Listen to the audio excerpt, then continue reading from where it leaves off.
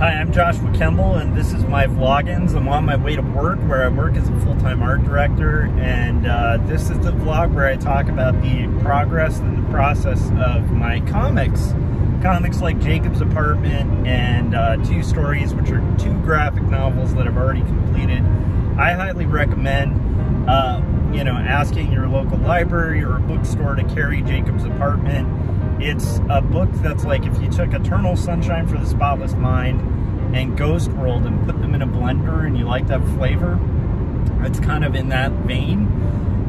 It's a story about, it's a romance basically about two young adults that are roommates that find themselves at areas in their life where they're questioning their identity, and both of them are facing different identity shifting experiences in their lives. Jacob, the main character, has found out that he's lost his father to cancer, and this causes him to like go reeling and question his faith and his purpose. And Sarah has just recently gone through a breakup with her ex-boyfriend and is questioning her identity and purpose as well. The story kind of weaves in and out between like their childhood traumas that are kind of following them into adulthood, like these kind of ghosts that kind of follow all of us, and then it interweaves with also like waking and sleeping dreams. So that's like the Eternal Sunshine kind of reason I bring that up. So anyhow, it's a good book. I'm really proud of it. That's Jacob's Apartment. And then Two Stories is my super confessional, autobiographical graphic novel that talks about suicidal ideation, dealing with panic disorder, and severe depression, and navigating the hypocrisy of a Christian school at a really young age, as well as some really fun, lighthearted stuff, like dressing like Marty McFly from Back to the Future, or dressing like Indiana Jones for an entire year and convincing my entire class to do an archaeological dig. They're both really fun books. I recommend getting both. Jacob's Apartment, get them from your local bookstore or local comic book shop, and then Two Stories, I highly recommend just order it through Amazon. Yeah, so those are my two books. And what am I doing? I am heading to work. I feel a little more centered.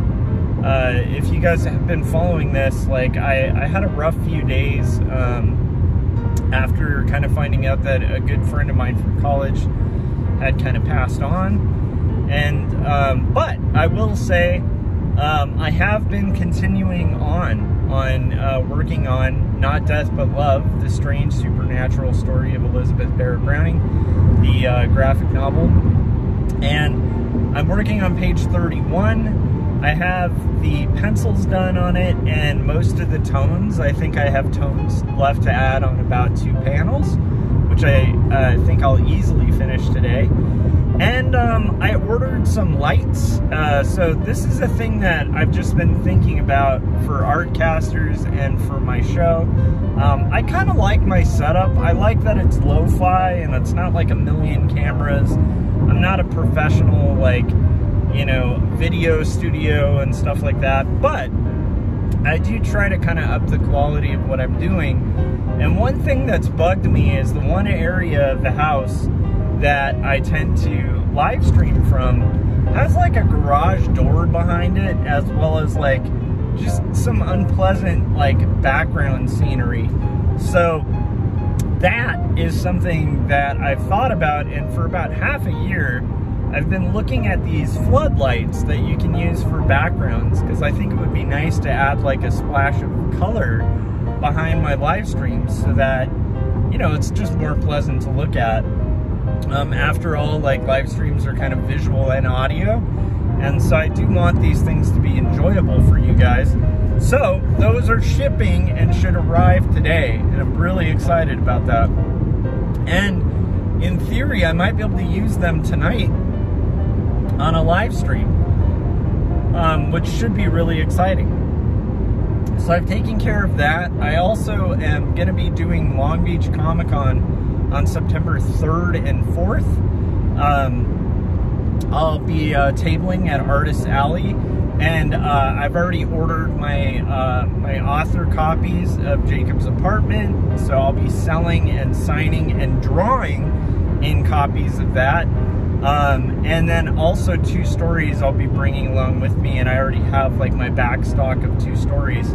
But again, I'll be doing signings, drawings, and meeting people and stuff like that. And then as usual, I'll also be selling copies of Numb, my first comic as well. So that'll be a really fun event, and I think a good time for everybody. The one thing I think I should probably order is stickers, because it's always nice to have stickers. It's mainly for kids. I make all ages. I don't make all ages material. I was about to say I make all ages material. That wouldn't be true. So far in my career, I have yet to make something that's really good for like little kids. Jacob's Apartment is a little more accessible than 2 stories. I'd say it's like more for like young adults and like late teens. But 2 stories is definitely for adults. Not that it doesn't have anything that's super horrendous, but it deals with some really heavy subject matter that wouldn't be appropriate for like little kids. But when you're at conventions, even when a parent is coming by to kind of check out the stuff at the table, I always feel bad when like a very tiny little kid wants to pick up my books, and I'm like, no, that's not for them. And so I'm really glad to often have like a little sticker or something that I can give them as like a takeaway, just because kids are awesome. So I need to probably reorder my stickers, because I think I've run out. So that's one thing. But I'm really excited otherwise. I got a new banner as well that's gonna kind of, it's another pull-up banner. So I'll have one that's like 2 stories and one that's like Jacob's Apartment. And I'd like to kind of keep that up. Ideally, in the future, I'll have a banner for every book, right? But so far I only have 2 graphic novels. So I'm working on my 3rd right now. But in theory, that should be really exciting. So I'm excited to kind of move forward and continue kind of pursuing my dreams. My friend that we lost was pursuing his dreams, and I feel like if there's anything that's a good reminder, I mean, that's the only positive takeaway I can think of something like this, is the fact that we're on limited time, and so we really do need to make the best with the circumstances we have and the time we have. And the one thing I would like to do is I'd like to finish Not Death But Love. It's a really good story. I'm feeling really excited about it, and it's kind of fun to get into the next section of pages. And I know that the plot is going to get into some more fun, kind of mysterious stuff as the story continues. So yeah, so page 31, almost done with the black and whites, and ideally what I'd like to do is hopefully finish the tones, and then I'll probably be able to at minimum start the flat colors tonight while live streaming. And maybe, just maybe, if you guys tune into the live stream tonight, there might be a splash of color behind me, which I think will, in theory, I believe it'll improve the quality of the show just a little bit. Just, you know, to give a little bit more visual interest in the color and stuff like that. So yeah, so there's that. I'm trying to think of anything else that's like super exciting. Oh yeah. So Corey Kerr just dropped Shades, and I don't know if that's like public on his site or not, but he did mention that in his newsletter. So I want to recommend you guys, like my friend Corey Kerr, make sure you're subscribed to his newsletter. And then also I was going to say, if I think this should work now, but if you guys go to jacobsapartment.com, that should reroute to my website, which should be an easier way to get directly to Jacob's Apartment information and stuff. So yeah, that's basically it. Oh, I heard some really positive stuff from my publisher where they had done a convention, I believe in Pennsylvania. I think it's like a local convention for them, and they sent me pictures, and I'll try to show those on stream too, of like they did a little display with like a little dinosaur, and they had giveaway candy, which I actually don't think is a bad idea at a con. But yeah, anyhow, it was pretty cool to see them putting forth the effort on Jacobs. And yeah, and so far I'm hearing really good things from West Margin on how they're responding to these Not Death But Love pages. So yeah, I guess that's what I've gotten to so far, and like just a little bit of a brief update on like things that are coming up.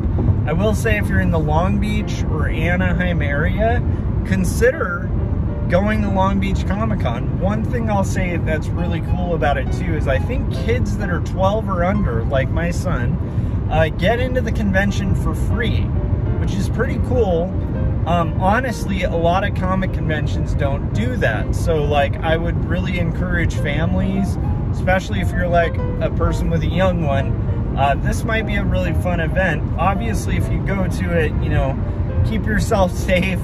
And I mean, we're in the era of the pandemic, so while I think a lot of these events and stuff are very safe and possible to do, it's still important to, like, you know, if you don't have pre-existing conditions and stuff like that, go to this thing. If you have like pre-existing conditions or like things like that, then maybe just, you know, order my books online. Anyhow, so that's basically my update. I'm excited about Long Beach Comic-Con. I'm excited about the new lights that are coming. You know, I'm sure it'll be, you know, for people who like so my friend Corey that I mentioned, he has like a studio setup that's like so high-tech and impressive that like a couple of lights aren't going to be that stunning.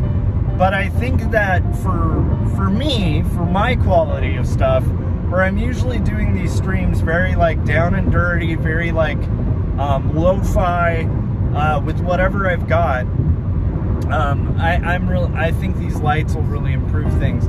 Which gets me to my last kind of thing. It's funny because I grew up kind of poor, not like super poor, but poor enough to where like, if there's something like that I've thought about half a year ago that's not super expensive, but I can manage to do the thing without it, my tendency is to be like, well, why waste the money? Like, why spend the money? Why invest the money? Because I'm able to stream now. I have a growing channel, and I don't need to spend that extra money. But then, like, it was like yesterday when I was on my way home, I kind of had this moment of realizing, like, wait a minute, I'm a big kid. I can order lights that aren't that expensive. Like, I can order lights. That's okay to spend money on. It's not a mass amount of money. It's a reasonable price. I know that it's going to be a good return on investment. Hopefully, we'll see. If I do a stream and these things just like explode or just die really instantly, then maybe it wasn't a good ROI, but it'll make a return on investment, and so it's okay for me to kind of do that. And it's funny that, like, for me, that's a really hard thing to kind of accept. But anyhow, so tonight, if you guys are around, stay tuned to my my YouTube channel. If I do end up streaming tonight, it'll probably be around like midnight, honestly, because these pages take a while to tone. But it might be a little bit earlier.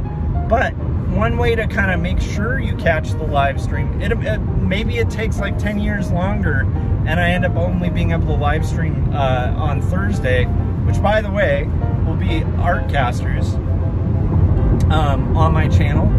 But yeah, so maybe maybe in those cases, you know, it'd be good to like have hit the bell so that you get notification when I'm about to go live. That way you don't have to do a big guessing game. And when you hit the bell, you just say all notifications. And that way it'll give you a notification when there's a new video up or when there's a live stream about to get going. Okay, I think that's about it. Again, like, you know, it's been a really rough week, and it's not like things are suddenly magically all perfectly better, but I have to say, by like kind of continuing on and just kind of working through it, and literally working through the whole thing, it's helped. It's helped me actually make some progress. So I'm excited about it. I will say, if you guys are in the Long Beach or LA area, consider Long Beach Comic-Con. I believe it's only 2 days, but it should be pretty fun, and I'm excited about it. And hopefully, I don't know, it'll be my first time at Long Beach Comic-Con. Last year I did LA Comic-Con. This year, unfortunately, I wasn't able to get in. But last year, that was a cool experience, and I had no idea what it would be like. I'm curious about Long Beach Comic-Con. I've heard really mixed things about this convention, and particularly in the weird niche that I make comics. I think that honestly, like, it's always kind of a weird thing trying to find the niche audience that is best for 2 Stories in Jacob's Apartment. But I will say, from my experience at Long Beach Comic-Con, or not Long Beach, LA Comic-Con, I think I might have sold more books there at LA Comic-Con than I did at TCAF. And TCAF is like a very indie-centric, independent book highlighting kind of event. But LA Comic-Con, I definitely moved more books. And so, again, like, you never know if it's like, even if it's not an indie con, which I don't think Long Beach is like heavy on the indie slice of life kind of stuff, but that can be an advantage, and it can be really fun. So that'll do it. That's basically it for me. I will see you guys on the next vlog-ins or live stream, and hopefully I can show off these new lights as well. So all right, talk to you guys then.